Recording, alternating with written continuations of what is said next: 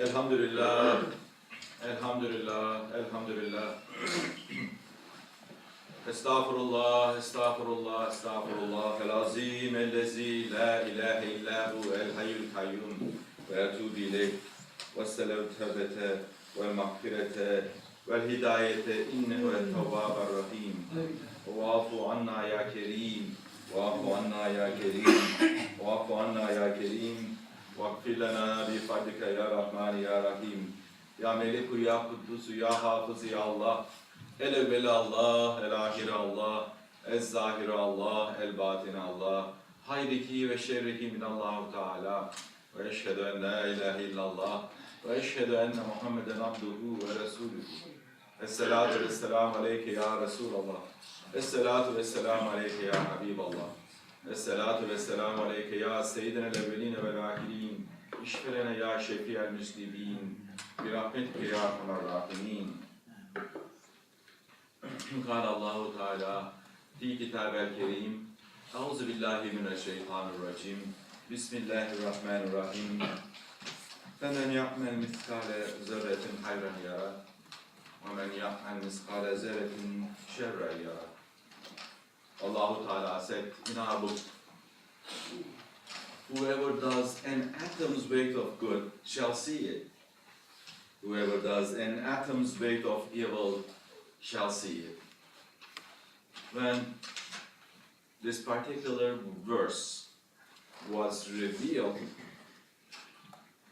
early Muslims were crushed under the intensity of this message, because they were not sure how much good they did, and they were not sure how much bad, how much evil they inflicted upon others. They were not sure how Allah Ta'ala would judge them.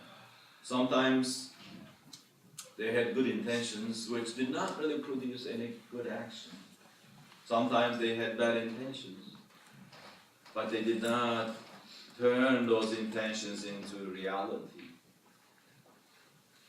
They were confused. They had many different intentions for the same actions, and they knew that Allah Ta'ala knows what they harbored in their hearts.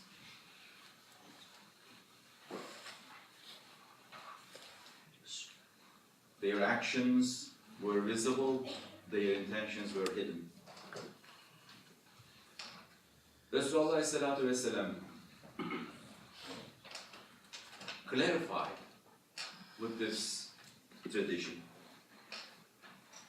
Allah Ta'ala does not look at you and your deeds, but at your hearts.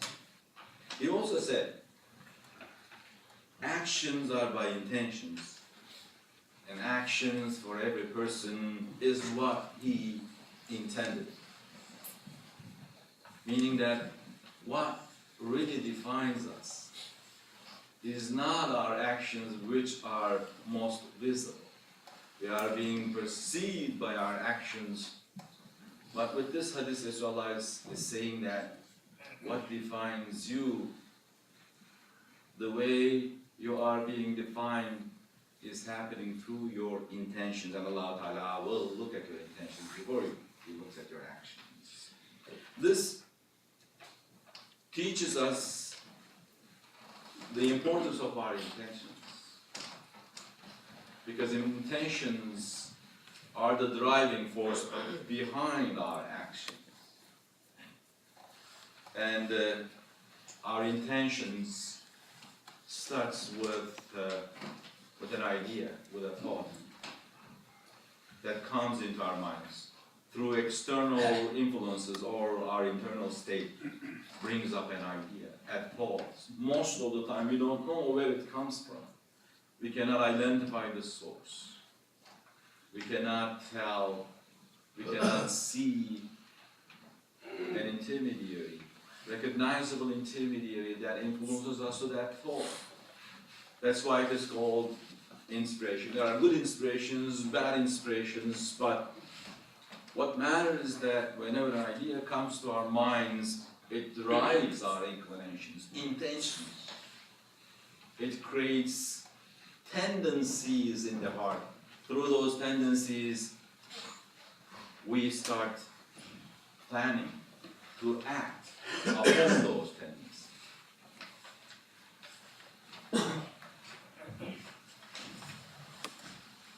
And how are we going to be judged? If those inspirations are not controlled by us, if we cannot identify the sources of these inspirations most of the time, how are we going to control our actions when we don't know how we got inspired? Allah Ta'ala, with His infinite mercy, Allah Ta'ala, with His infinite mercy, will not hold us accountable for our bad intentions as long as we do not turn them into actions, bad, evil actions. And this is explained to us in the traditions with the following hadith. In that hadith, Allah Ta'ala explains through the words of Rasulullah. There are two angels called Kiramen Katibin, noble recorders. And their job is to record, to write down every deed, every feeling, every emotion that we have. And metaphorically, one of these angels sit on our right shoulder. And the job of that angel is to watch us during the day and record all the good deeds, intentions, feelings, emotions. And metaphorically, the other angel sits on our left shoulder and records all the bad deeds, emotions, feelings. And Allah Ta'ala orders the angel sitting on the left shoulder and says that if my servant has the intention to do something bad, do not write it. Do not write a bad deed, as long as he does not act upon that intention. If he acts upon that intention and acts upon that intention and does something bad, write a bad deed for him.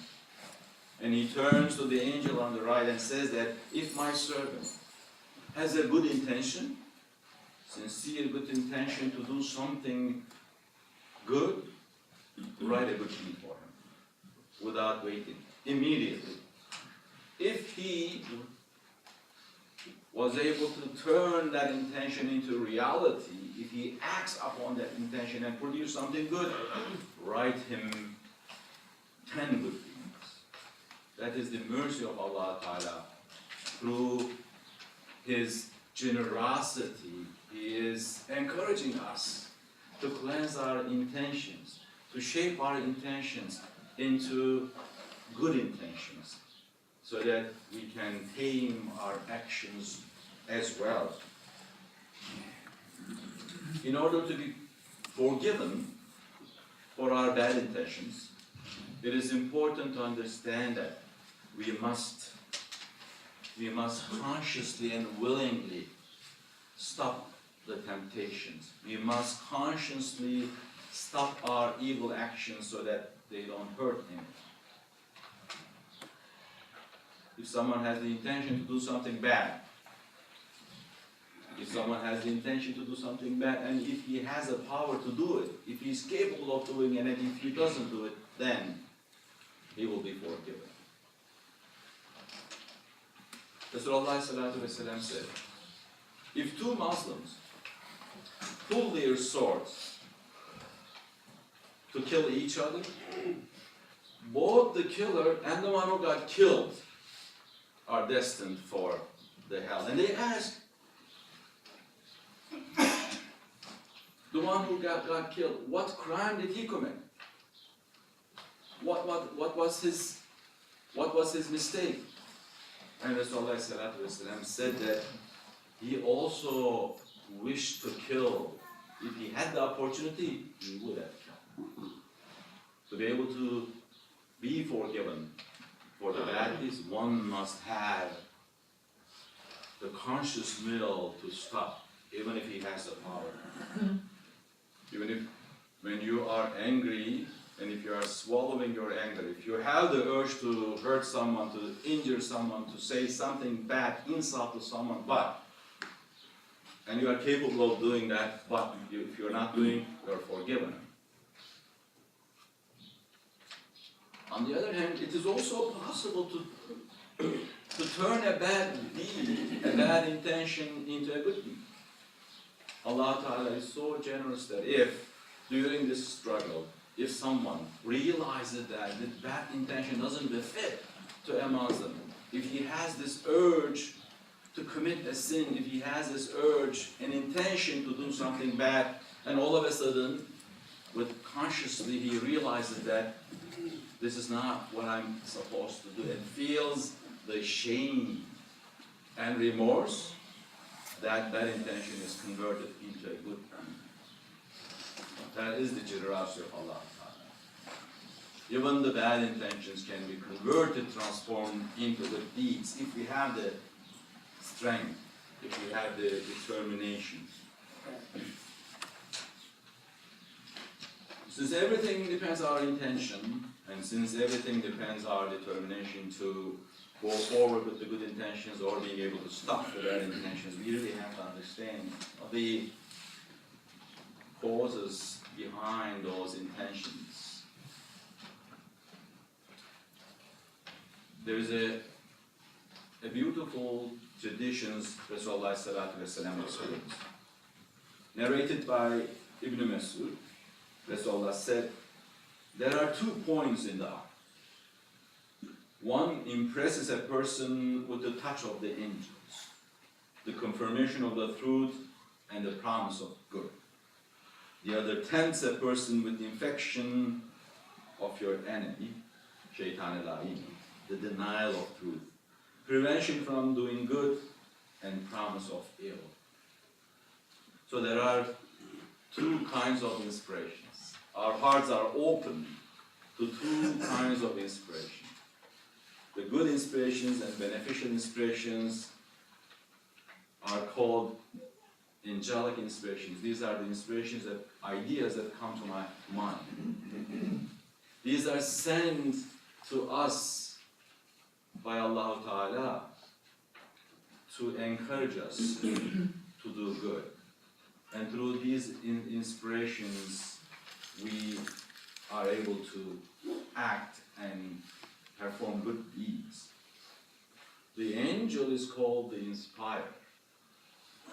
And through the inspiration of this angel, through the invitation that is sent to our hearts to do good, we collect the good deeds. Those kind of inspiration, the least of those kind of inspiration, even if you cannot act upon it, once that inspiration is sent to the heart, it brings, the least of it brings peace and goodness and contentment and satisfaction to someone. Enjoying, flourishing, encouraging those inspirations, even if you don't have the power, even if you don't have the capability to act upon it, the least of it is going to bring you peace and satisfaction. You will be happy. The powerful angelic inspiration is going to make you act upon these inspirations at the price of sacrificing from what you love for yourself, for the benefits of others.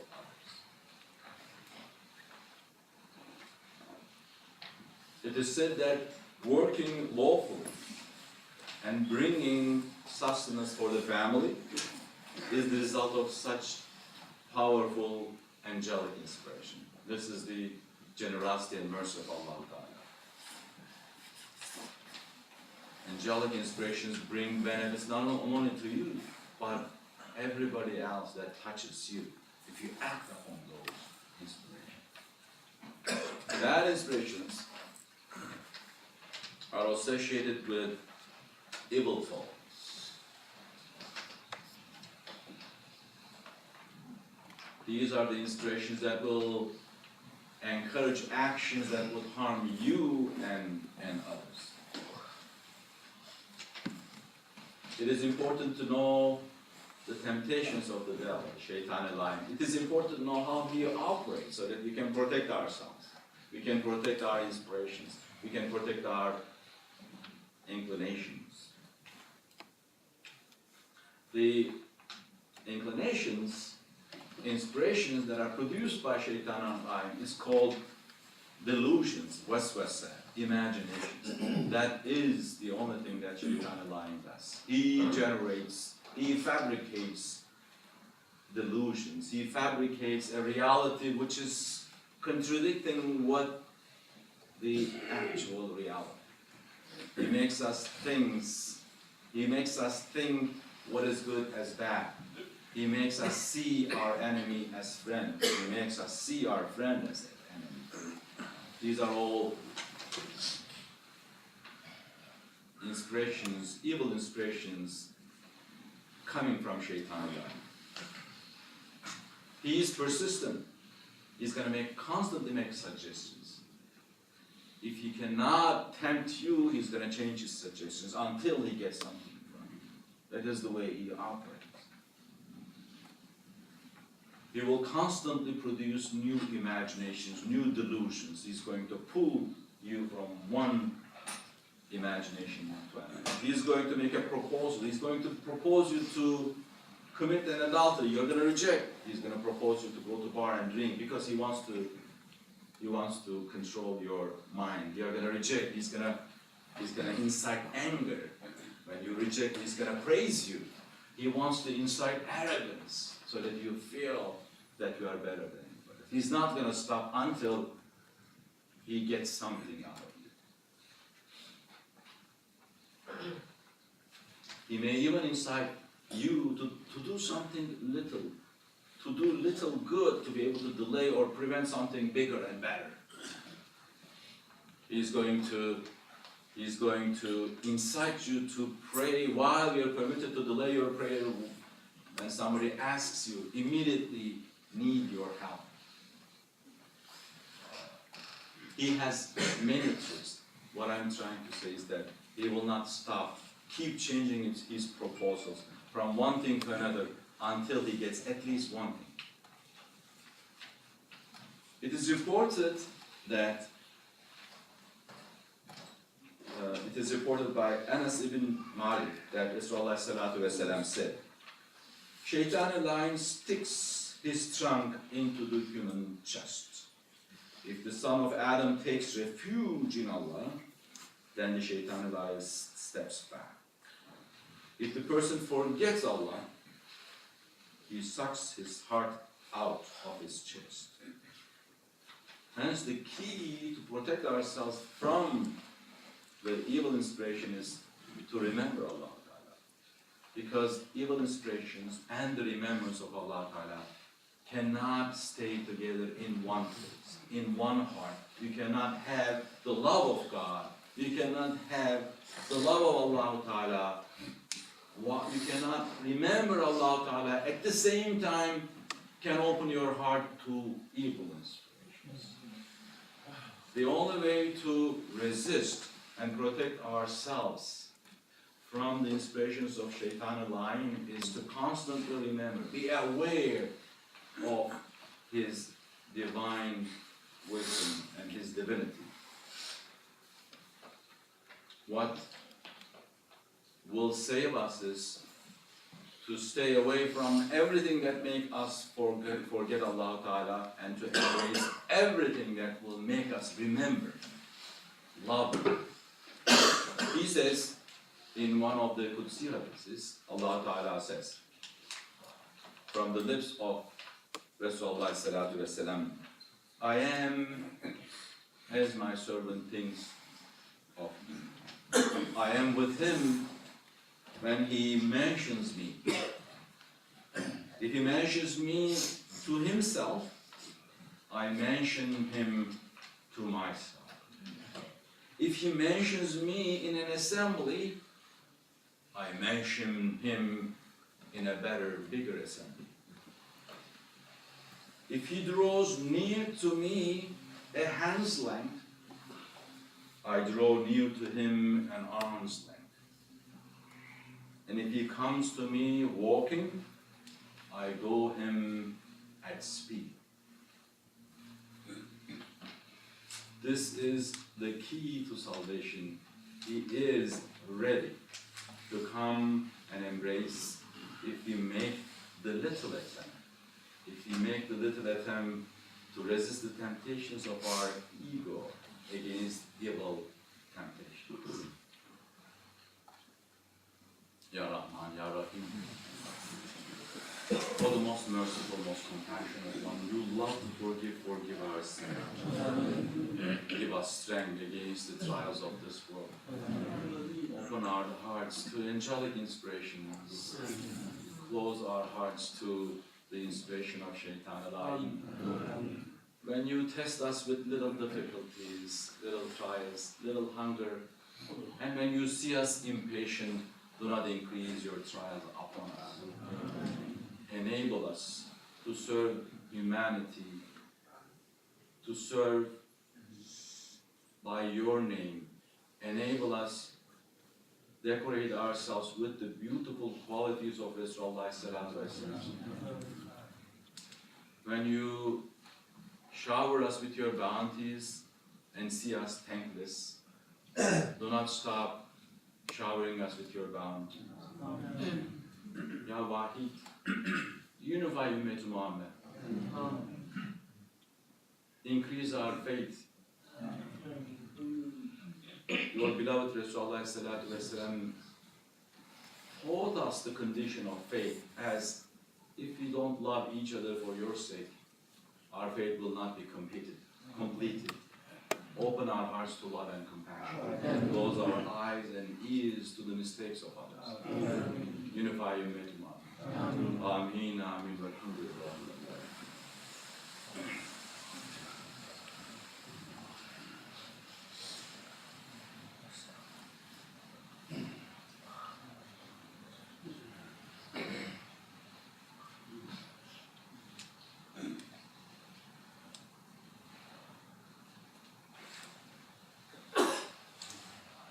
Alhamdulillah, alhamdulillah, alhamdulillah.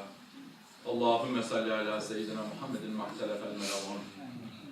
وتعاقب الآثاران وكرر الجديدان واستقبل الفرقتان وبلغ وروحه وأرواح أهل بيته من التحية والسلام وبارك وسلم عليه كثيرا كثيرا كثيرا وصلى الله على سيدنا محمد وعلى جميع الأنبياء والمرسلين والأولياء والصالحين وعلى ملائكتك والمقربين وعلى أهل طاعتك أجمعين من أهل السماوات وأهل الأراضين ورضوان الله تعالى على آل رسول الله وأصحابه أجمعين آمين آمين والحمد لله رب العالمين.